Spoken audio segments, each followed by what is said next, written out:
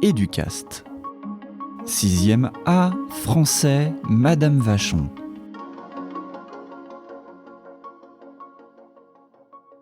L'avare qui perdit la vue par Constantin.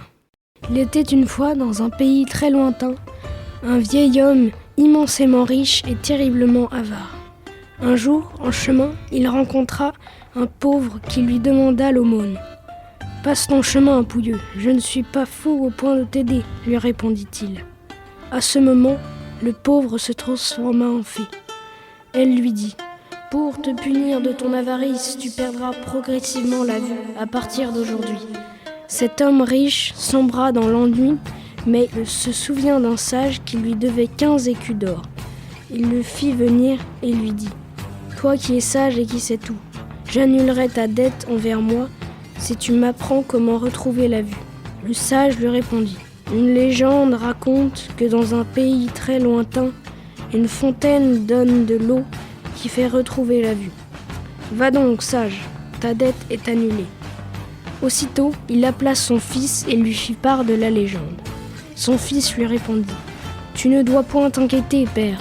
Je rapporterai l'eau de cette fontaine et ainsi tu guériras. » Après 3 jours de marche harassante, le fils qui se reposait à l'ombre d'un arbre vit un dragon laid et difforme sortir soudainement d'un bosquet. Le jeune homme, surpris, se jeta de côté en évitant un jet de flamme envoyé par le dragon. L'arbre, atteint par les boules de feu, commençait à se consumer. Juste au moment où le reptile se jetait sur sa proie, l'arbre s'écrasa sur la tête du dragon qui tomba raide mort.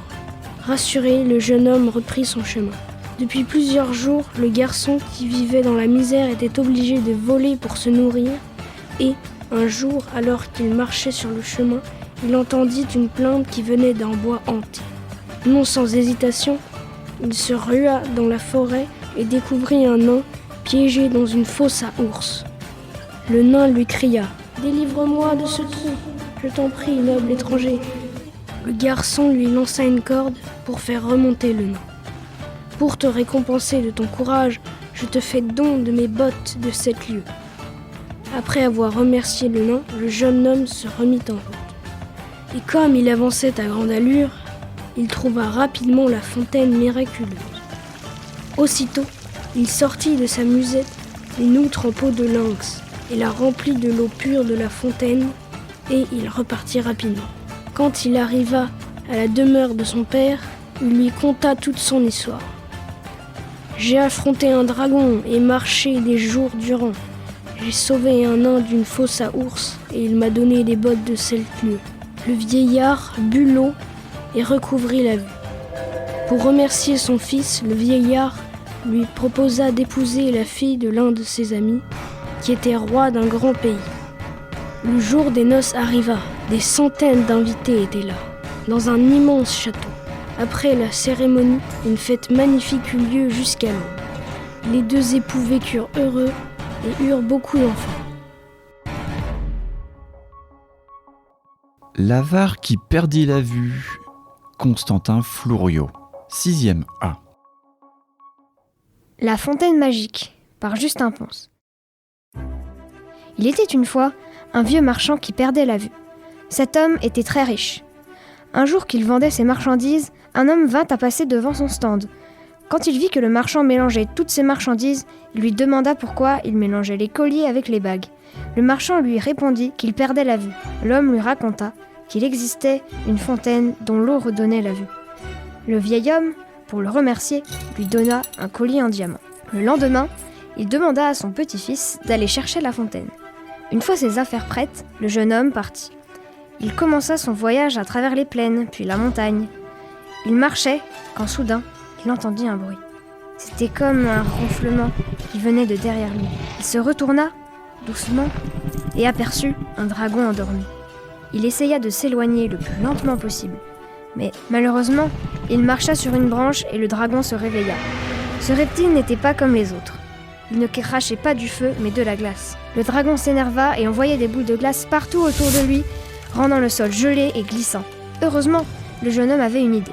Il se mit à casser la glace avec sa botte. Pendant que le dragon s'occupait de geler tous les animaux aux alentours, le garçon sculpta avec une pierre un bouclier de glace. Quand le dragon envoya un projectile sur lui, il brandit son bouclier et le renvoya sur le dragon. Le monstre rugit et disparut. Avant de repartir, il se créa toute une armure de glace, puis continua son chemin. En route, il rencontra un nain. Il s'approcha de l'homme et lui dit « Bonjour jeune homme, pourrais-tu m'aider ?»« Bien sûr, en quoi pourrais-je t'être utile ? J'ai perdu ma famille, pourrais-tu m'aider à la retrouver ?» Il y a environ 1 heure, un projectile de glace s'est écrasé au pied de notre maison et a provoqué une avalanche. Il devrait être dans ce tas de neige, mais je n'ai rien pour creuser. « Ne t'inquiète pas, je vais t'aider. »« Merci, » répondit le nain. Le jeune homme lui donna une pelle de glace et ils commencèrent à creuser. Au bout d'1 heure, ils avaient retrouvé toute la famille du nain. « Comment pourrais-je te remercier ?» dit le nain. « Je cherche la fontaine qui redonne la vue. »« Facile, elle est au sommet de la montagne, et pour t'aider, je vais t'offrir une paire de bottes de 7 lieues. » Le jeune homme le remercia et il s'en alla à toute vitesse vers le sommet de la montagne. Une fois arrivé à la fontaine, il remplit la fiole et rentra chez son grand-père.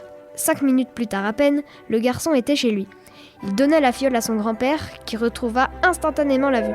Le vieillard le remercia. « Merci, grâce à toi, j'ai retrouvé la vue. Pour te remercier, je vais te faire épouser la fille du roi, qui est mon amie d'enfance. » Le garçon, ravi, prépara ses affaires pour le château. La salle de mariage était sublime. Des tableaux accrochés à chaque mur, des assiettes en or étaient disposées sur les tables, et la fille du roi attendait le jeune homme sur l'estrade. Ils se marièrent et vécurent heureux.